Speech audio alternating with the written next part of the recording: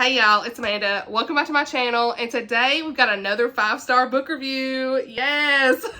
To Win a Prince by Toni Shiloh. I just finished it today. Y'all saw I was talking about it in my most recent weekend vlog, and I was loving it. So great. I cannot wait to just share all my thoughts, so let's jump right in.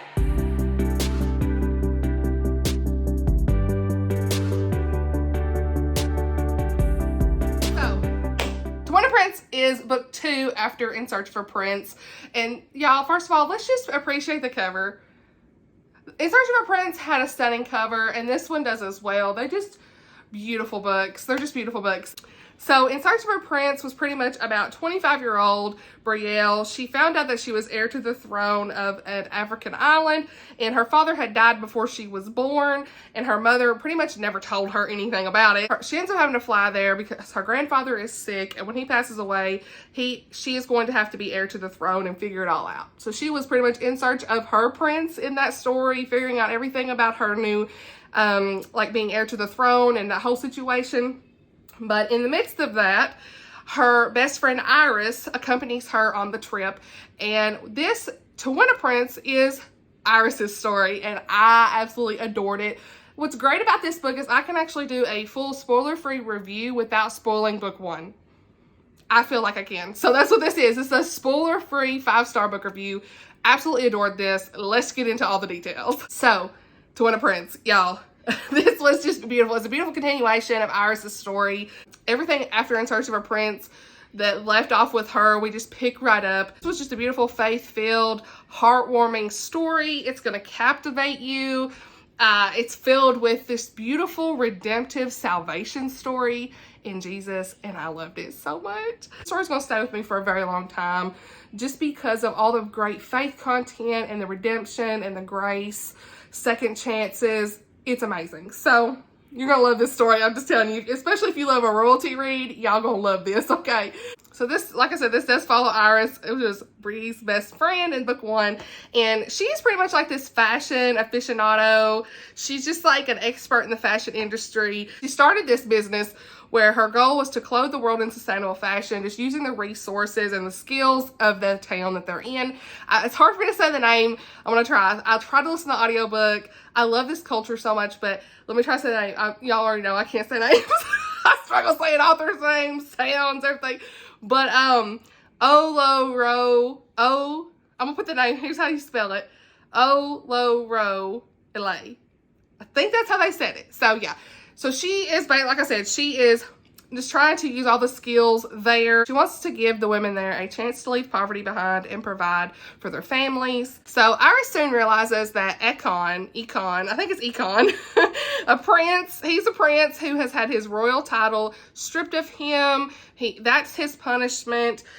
He had crimes that he committed against the queen, and so he has to be her new business consultant as part of his punishment. They pretty much let him off easy. He was with this girl Deo at the beginning of the story, and that is his half-sister, and it's right in the beginning, and she's really wanting to overthrow the queen, and when he realizes what she's about to do, he goes and tells on her, and he gets lenient punishment for his crimes. That they could even do the death penalty there. Very strict to go against the queen. You just kind of think about, even like in England, what they would do, right? So similar thing here. He just, as soon as he found out what his half-sister was going to do, he confessed and said, hey, look, I didn't know what she was about to do. This is like crazy. And so he actually got a more lenient sentencing where he had community service and his title was stripped from him, which was a really big deal for him because that's all he's ever known. But Econ soon realizes that being a commoner is not such a bad thing after all. So, characters. Let me tell you all about them because, y'all, Iris and Econ, hey, I love them so much. And let me first start with Econ because he's a character at first. Y'all seen in my vlog, I was like, hey, this guy's saying some stuff that is very, like, I don't know, he was very arrogant and prideful at first. He was just all about himself and saying things like, as soon as his title was stripped from him, he was just like, I don't know how to cook, you know, or I'm going to have to eat this, or, you know, he's so used to like a certain royalty kind of life. But he soon realizes that that is not all that life is about. And I loved his transformation. If you think about it, like he was such like a broken character just because of everything he went through in his life and with his parents. And just think about royalty. They've never known anything else. You don't know what you don't know, right? And so when he has his title stripped from him, his father pretty much says, you're not part of our family anymore. You have to pretty much be on your own. Takes his money, leaves him with whatever money he had in his own account, and he has to figure out how to budget for the first time. He has to figure out how to cook. He tries to learn how to cook and just be self-sufficient for the very first time. And you just see his transformation, and it's beautiful because honestly, at first you're just like, dude, come on now, let's come on, because he's like talking bad about commoners, like just like your average day people, and he just grows in such a just phenomenal way, and I loved it. He just had the most beautiful redemptive story in Jesus. I was here for him, so I loved him so much. And then we have Iris. She is just a beautiful, just caring character. She cared so much for other people.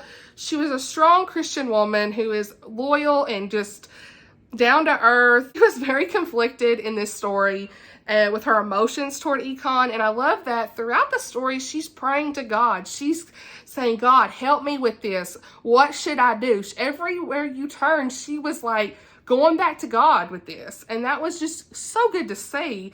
Anything that she had going on, she was going back to the Lord, and amen, honey. We need more of that, right? We all need to be remembering that. Instead of just wallowing in our issues and everything, let's go back to God. Let's take it to prayer. We just need more of that, and I love seeing our main character do that throughout the story. She just wasn't sure what God wanted her to do in this situation, so she took time and said she didn't know when she didn't know, and moved on and tried to just pray about it and go from there. And she didn't make any rash decisions. It was all prayerfully, thoughtfully, just everything was sought out that way, and I love that. I also love that she gave Econ the second chance that he deserved. I mean, the grace and mercy of God was so beautifully shown in this story. I loved it so much. Toni just knows how to write a very in-depth and beautiful character. She knows how to write characters that we connect with. I love that the way she writes faith in her stories. I think we need so much more of that in Christian fiction. Sometimes it's just sprinkled throughout, but these books, In Search of a Prince and To Win a Prince, are full of faith. This is just, God is front and center in this story, and I was so thankful for it. It really touched my heart. We have prayers and scriptures and going to church and worship and just, everything, talking to God in every way. And my heart, that's all I can say, my heart. You already know, it's top tier Christian fiction content. We directly see the redemption story of where Jesus is redeeming someone, and the grace is given, a second chance is given to this person, and just a true transformation of the character. It was great. And I have to say, the culture in this story is just awesome. I can just visualize everything. I visualize everything so easily.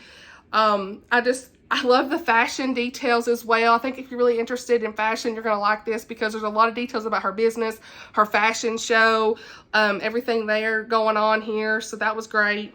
So overall, y'all, I don't know if it made any sense. I just, when you love a book and you're just trying to get all the thoughts out at once, that's how I feel right now. I'm still reeling in the feels of this. I've seen so many of my friends really enjoying this book. Toni Shiloh is just such a great author. She's also a great person. I've connected with her on Instagram. Y'all go follow her on Instagram.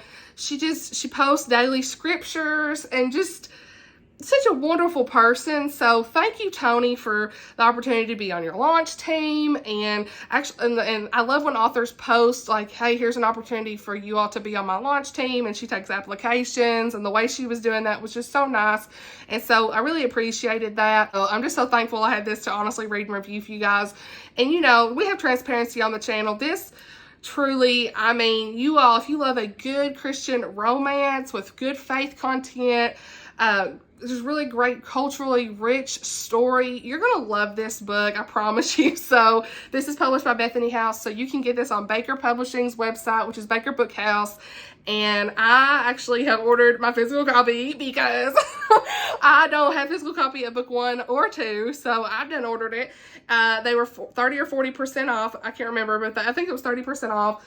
Maybe like $11 or $12. Check it out. The link's below because, that's just like no sponsor there. It's just like, that's honestly the best place that I want to get my Christian fiction books now because they're cheaper than Amazon. You're supporting the publisher directly. Definitely check it out there. So this story's gonna be sticking with me for a long time. I love it. I can't wait to get the books in my hands so I can put them on my shelf, and just anytime I want to look at them, I can say, hey, y'all read this. And yeah, so let me know, have you all read In Search of a Prince? Do you plan to pick up To Win a Prince? I think that, especially those that love the royalty reads, some of y'all who talked about the Princess Diaries, Princess Bride, y'all have loved In Search of a Prince. I know a lot of you all are excited about this sequel. It's wonderful. I hope that you all will pick this up and support Toni Shiloh because it truly was a great read. Thank you all for watching, and I will see you all in my next video. Bye, y'all.